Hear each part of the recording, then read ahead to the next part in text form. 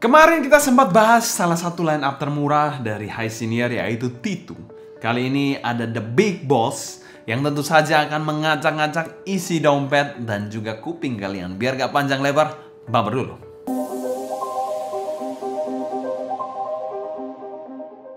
Halo audio pill dimanapun kalian berada, pikir-pikir dulu kalau mau endgame IM Hybrid. Karena kali ini kita akan membahas sebuah inner monitor hybrid dari High Senior yaitu Okavango yang menggunakan 1 dynamic driver dan 6 balance armatur per side dan dipersenjatai juga oleh switch tuning. Dimana inner monitor ini bisa jadi alternatif untuk kalian. Kita spoiler aja di sini, bisa jadi alternatif untuk kalian endgame. Kabelnya pun bukan kaleng-kaleng, yaitu Air 4C Premium Cable. Serta tadi kita sempat bahas switch. Yes, switchnya ada 2, jadi 4 pilihan suara yang bisa kalian gunakan di inner monitor satu ini. Dimana spoiler lagi, 4 switch yang itu bukan gimmick-gimmick, jadi real tuning yang different. Jadi bisa kalian andalkan inner monitor satu ini untuk mendapatkan preferensi suara yang kalian suka. Dan inner monitor ini dipasarkan di angka $299 atau mungkin sekitar 4,5 jutaan ke atas lah. Kalau kita bilang mungkin ada teks dan lain-lain jadi 4,5 ke atas, 4,7, 4,8 mungkin ya. Atau di bawah 5 lah gampangnya. Jadi kalian kalau mau meminang inner monitor satu ini kalian bisa siapkan budgetnya dari sekarang sih. Dan kita mau thanks berat untuk sponsor video review kali ini yaitu High Senior. Link pembelian saya taruh di kolom deskripsi di bawah. Dan 100% video review ini adalah opini pribadi saya. Untuk packaging dari inner monitor satu ini pernah kita bahas di video terpisah, kalian bisa cek aja di link di atas. Dan packagingnya menurut saya lengkap, dimana dia diberikan case badak seperti ini juga. Airtipsnya juga nggak pelit, lalu kabelnya juga menarik menurut saya walaupun cuma 4,4 mm. Coba interchangeable aja udah maknyus banget sih harusnya. Walaupun presentasi dan sensasi unboxingnya straight to the point, tapi kelengkapannya ini menurut saya sudah cukup proper sih. Dan secara umum kami berikan skor A- untuk packaging dari inner monitor satu ini. Selanjutnya kita bahas build quality dari Okavango ini. Oke, inner monitor satu ini berbahan resin full, dimana housingnya ini berwarna hijau pekat seperti ini dan ada tulisan-tulisan kecil dan juga nomor seri serta marking left dan juga right di sini. Serta tidak ada fan hole sama sekali di bagian dalamnya seperti ini, tapi ada di bagian belakangnya seperti ini. Jadi ada satu fan hole cukup besar di sini dan juga 2 buah switch yang bisa kalian mainkan di sini. Dan switchnya sekali lagi bukan gimmick-gimmick ya. Untuk nozzle-nya sendiri kalian bisa lihat sini berbahannya metal dan berbeda dari bahan housingnya yang berbahan resin dan cukup besar, mungkin sekitar 5 mm ke atas, dan sudah ada lipsnya serta sudah ada filternya juga. Jadi ada filter mesh ya seperti ini untuk mencegah kotoran masuk. Kita lihat ke bagian yang paling menarik menurut saya, yaitu bagian faceplate-nya, dimana faceplate-nya ini merupakan campuran dari warna hijau yang ada glitter-glitternya sedikit dan juga potongan dari wood, memberikan kesan yang cantik banget dan juga matching menurut saya. Dan ada tulisan Okavango yang berwarna emas seperti ini. Dan inner monitor satu ini adalah inner monitor tercantik yang saya pegang di di tahun 2023 ini. Sampai pertengahan ini inner monitor yang paling cantik yang pernah saya pegang sih. Dimana ini ya, kesan dari perpaduan warnanya antara 2 bahan yang berbeda juga ini memberikan kesan yang artistik banget.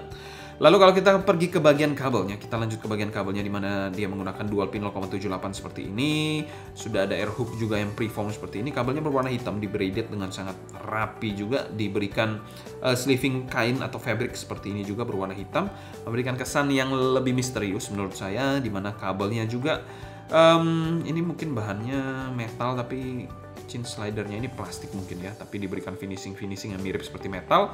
Bagian bawahnya ini 4 prit, dipilin dengan sangat rapi juga, dengan jack yang solid juga 4,4 mm, gold plated, balance seperti ini, ada tulisan High Senior di sini. Jadi very nice untuk build-nya, saya tidak ada komplain sama sekali.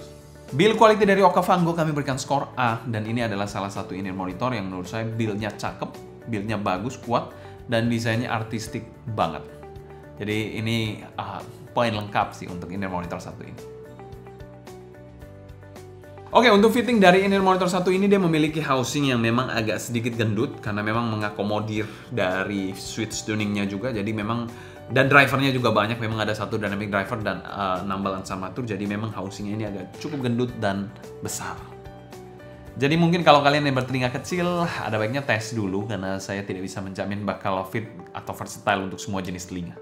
Dari bentuk housingnya sendiri ini bisa dikategorikan cukup ergonomis dan ada sedikit lekukan di bagian atas, tapi bukan fin yang terlalu menonjol banget, enggak, tapi ada sedikit lekukan aja di bagian atas untuk kalian ketahui. Housingnya sendiri tidak terlalu berat kesannya karena memang bahannya ini resin dengan pemakaian regular to deep fit over ear seperti ini.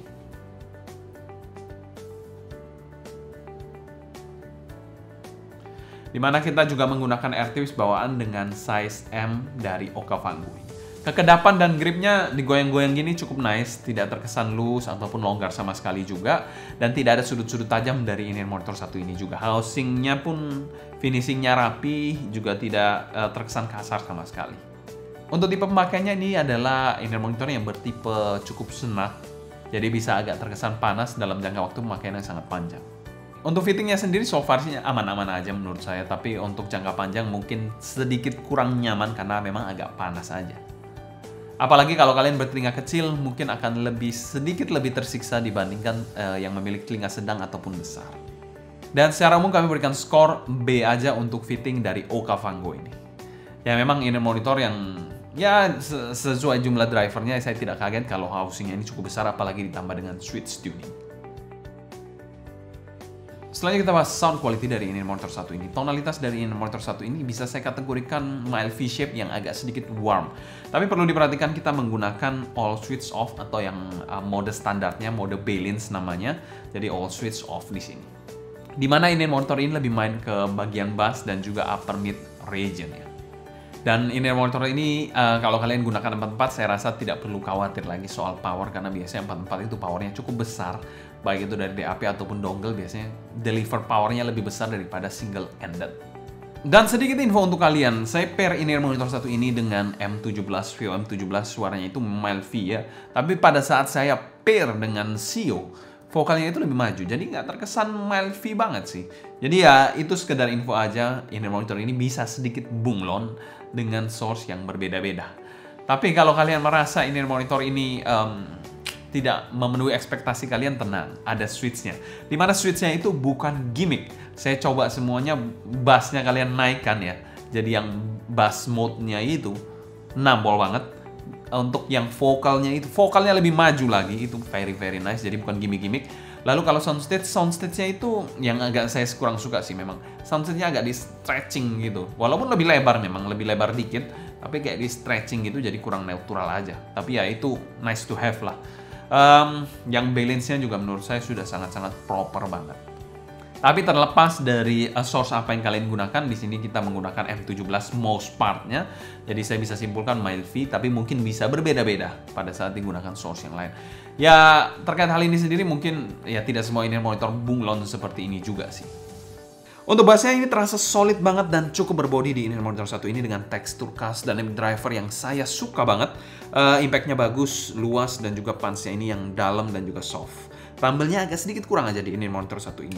Bassnya ini cukup gesit dan bersih juga walaupun dihandle oleh dynamic driver. Secara kuantitas memang cukup memuaskan dan fun. Kalau kalian merasa kuantitasnya kurang, nyalakan aja switch-nya satu di mode bass-nya, itu kalian pasti langsung puas, saya jamin itu. Dimana naikkan bassnya nggak tanggung-tanggung soalnya di in-ear monitor satu ini. Kalau kualitasnya sih rapi dan tidak bleber-bleber di in-ear monitor satu ini. Saya rasa ini bass yang all-rounder banget dan akan memuaskan mungkin sekitar 90% atau 80% orang yang mendengarkan in-ear monitor satu ini. Untuk bagian mid-nya di sini posisinya agak sedikit mundur, tapi sekali lagi bisa sangat bunglon tergantung dari source yang kalian gunakan. Di sini kita most part-nya menggunakan Vio M17, jadi bisa agak sedikit mundur. Male vokalnya ini bodinya pas dengan dinamika yang bagus banget, dengan artikulasi yang biasa, tapi emosinya ini cukup bagus, apalagi lagu-lagu yang mellow ya. Cukup smooth dan sedikit ngayun vokalnya. Female-nya juga ini berbobot menurut saya dengan artikulasi yang sedikit kurang lepas, tapi dinamikanya oke banget. Dalam konteks yang terkontrol dan sedikit ngalun juga menurut saya. Untuk shout-nya sendiri cukup terkontrol di monitor satu ini. Selain itu untuk presentasi instrumennya sedikit lebih maju dibandingkan vokalnya. Jadi vokalnya dieksekusi dengan cara yang nice banget menurut saya untuk dapat still enjoyable, jadi nggak sampai agresif juga. Untuk treble-nya di sini pas banget, sedikit maju menurut saya dengan kesan cering yang raw banget, tapi somehow tidak sampai yang nggak sekolah ya. Jadi memang ini terkontrol, rapi juga untuk bagian treble-nya. Tidak sampai picky ataupun harsh yang intinya tolil gitu, enggak. Decay-nya juga cukup terkontrol dan walaupun maju, tapi treble-nya ini nggak bikin fatigue. Mungkin ini sedikit kontradiktif, tapi ada baiknya memang kalian coba sendiri sih untuk dapat mengerti sensasi yang saya sampaikan barusan. Ekstensinya cukupan dengan detail yang keluar banget di in-ear monitor satu ini. Selain itu untuk sibilansinya juga masih cukup aman di in-ear monitor satu ini. Dan secara keseluruhan, tonalitas dari Okavango ini menurut saya ini adalah salah satu in-ear monitor all-rounder yang mungkin sebagian orang bakal suka. Untuk saya sih, saya suka sebenarnya. Mungkin vokalnya aja sedikit kurang maju untuk selera saya, tapi untuk penilaian dari tonalitasnya saya berikan skor A. Jadi ini sudah solid banget in-ear monitor satu ini. Kalian mau in-game di in-ear monitor satu ini menurut saya juga oke banget sih. Sudah oke banget, apalagi switch-nya juga bukan kaleng-kaleng. Selain kita bahas teknikalitas dari in-ear monitor satu ini, presentasi dari in-ear monitor satu ini bisa dikategorikan presentasi yang lively dan juga rapi banget. Untuk timbernya dari in-ear monitor satu ini saya tidak ada masalah sama sekali. Kalau kalian ada masalah dengan timbernya, mungkin kalian sensitif banget terhadap dynamic driver dan juga balance armatur karena memang pasti ada perbedaan timber di situ yang masih saya rasakan, walaupun ya not a big deal juga sih sebenarnya. Untuk soundstage-nya dari in-ear monitor satu ini, soundstage-nya ini bisa dikategorikan lebar ya. Ada kesan depth-nya yang lumayan bagus di situ dengan tinggi yang cukup pas. Jadi somehow bisa saya kategorikan 3D yang cukup spektakuler menurut saya. Detailnya dari in-ear monitor satu ini tentu saja detailnya sangat bagus, mikro-mikro detail dilibas habis semuanya. Jadi ya saya tidak bisa berkata apa-apa lagi. Ini good resolution overall. Untuk clarity-nya, menurut saya clarity-nya bagus banget, semuanya lepas, tidak terkesan ketahan sama sekali, tidak terkesan mendem sama sekali juga. Tapi mungkin kalau kalian mendengarkan, kalau saya mendengarkan dari Vivo M17, vokalnya kurang lepas sedikit lah. Tapi kalau kalian merasa itu hal yang mengganggu, kalian bisa naikkan switch 2-nya atau mungkin menggunakan source lain. Itu mungkin suaranya bisa berbeda. Jadi masalah clarity itu bisa beres. Separasi imaging dan positioning, separasi ini sangat bagus menurut saya. Dia dapat membagi dengan baik instrumen dan instrumen ataupun instrumen dengan vokal terpisah-pisah tanpa terkesan lengket-lengket sama sekali. Dengan imaging juga menurut saya sangat bagus dan juga positioning yang presisi.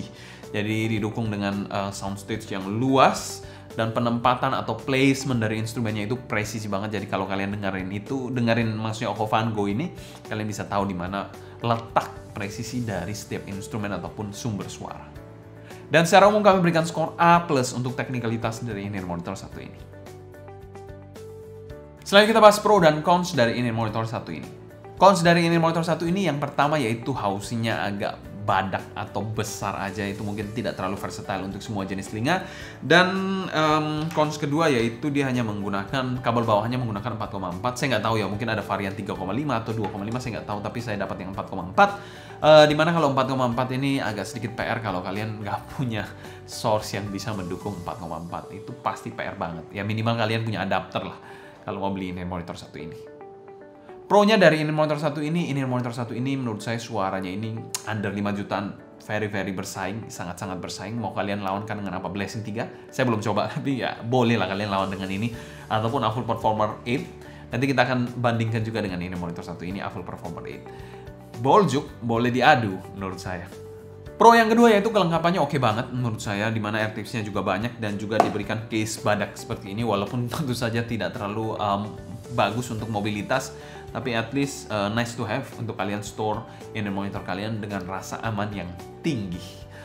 Pro yang ketiga yaitu switch-nya. Switch-nya ini bukan switch kaleng-kaleng seperti kaset-kasetan yang hanya 1-2 dB naikkan 1 dB, 2 dB, 3 dB dan bla. 4 switch gak guna menurut saya. Kalau ini beda. Jadi kalau kalian nyalakan bassnya itu no wampol banget. Yaitu bahasa Jawanya dikit, no wampol banget, ditambahin dikit. Jadi bukan 1, 2, 3 dB ya. Mungkin bassnya itu nambah 4-5 dB. Jadi no wampol bos. Jadi mantap sih menurut saya ini monitor satu ini. Dan vokalnya juga majunya nggak main-main. Dari yang mild V bisa jadi cukup balance ataupun agak mid-centric. Jadi saya agak kaget pertama kali ada orang yang di Facebook itu yang coba in-ear monitor satu ini, terus impresinya dia bilang ini in-ear monitor yang mid-centric. Saya coba Mild-V pakai M17. Tapi yang saya bilang, ini bisa agak bunglon tergantung dari source-nya. Mungkin source-nya kalian gunakan lain, suaranya bisa beda juga. Jadi mid-centric, mungkin nggak mundur Mild-V seperti yang saya sampaikan sekarang ini. Untuk value for money dari ini monitor satu ini, kami masukkan pada kategori good value dan kami berikan skor A+ untuk Okavango ini. Selanjutnya kita bahas Okavango ini dengan A Full Performer 8, di mana harganya juga agak mendekati lah. Jadi P8 lebih mahal sedikit, di mana Okavango ini harganya sedikit lebih murah. Bagaimana perbedaan kedua in-ear monitor ini? Di mana ini konfigurasi 7 driver dan P8 itu 8 driver. Oke, di sini kita akan membandingkan dua buah in-ear monitor. Di sini Okavango dan P8, di mana Okavango ini menggunakan 1 dynamic driver dan 6 balance armatur, di mana P8 menggunakan 1 dynamic driver dan 7 balance armatur. Terminasinya juga di sini berbeda, jadi disclaimer saja untuk kalian, di sini 4,4 dan di sini 3,5 mm. Arah suara dari P8 sendiri somehow lebih netral jika dibandingkan Okavango yang suaranya lebih mild-V dan sedikit lebih energik jika dibandingkan dengan P8. Dari bass sendiri kalau kita bilang lebih nampol di Okavango dan sedikit lebih liar juga dibandingkan P8 yang terkesan smoother dan kalem untuk bagian bassnya. Untuk bagian midnya sendiri, P8 ini vokalnya lebih pas posisinya menurut saya, di mana Okavango ini sedikit lebih mundur jika dibandingkan P8 untuk vokalnya.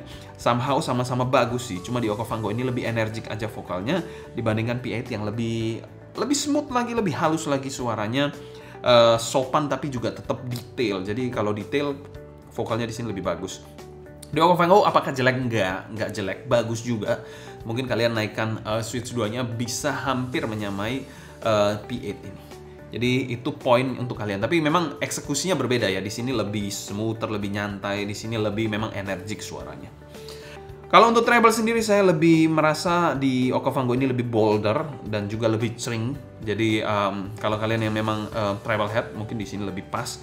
Kalau di P8 ini lebih kalem dan terkontrol. Tapi dua-duanya ini memang taste-nya berbeda, jadi bisa kalian sesuaikan dengan preferensi kalian. Kalau kalian suka dengan yang nyantai-nyantai, dengan suka yang tidak treble-nya tidak tajam-tajam, ini cocok sih. Kalau kita bilang detail sih, kalau detail di bagian treble di sini pasti menang. Kalau kalian cari vokal, menurut saya P8 masih menjadi pilihan yang menarik. Kesimpulan, Okavango ini buat saya jatuh cinta kepada High Senior. Jujur aja saya jatuh cinta kepada ini monitor satu ini. Selain penampilannya ganteng, suaranya juga mateng banget, ditambah dengan switch yang bukan gimmick-gimmick. Jadi suaranya ini versatile banget kalau kalian rewel. Ini adalah monitor yang bisa kalian pilih dan mungkin pause atau end game di under 5 jutaan. Jadi ini sekedar consideration aja dan mungkin bisa saya kategorikan bukan consideration tapi rekomendasi dari saya. Mungkin kalian bisa coba lah. Kalau mungkin kalau kedepannya ada event-event di Surabaya khususnya, saya akan bawa lagi ini monitor ini untuk kalian coba kalau kalian yang penasaran. Mungkin sekian dulu untuk bahasan kita mengenai Okavango. Kalau kalian suka jangan lupa subscribe, klik tombol like, follow Instagram, TikTok, and Discord kita @sounddignity agar kalian tidak ketinggalan update terbaru mengenai audio portable dan desktop audio. Jangan lupa juga kita masih membuka kesempatan untuk kalian kirim foto setup. Jadi kalau kalian lagi gabut mau kirim foto-foto setup audio kalian, feel free di kolom deskripsi di bawah. Sekian dulu untuk video kali ini. Saya Sebastian dari Sound Dignity. Pamit undur diri, sampai jumpa di video berikutnya. Happy listening, stay healthy, and ciao.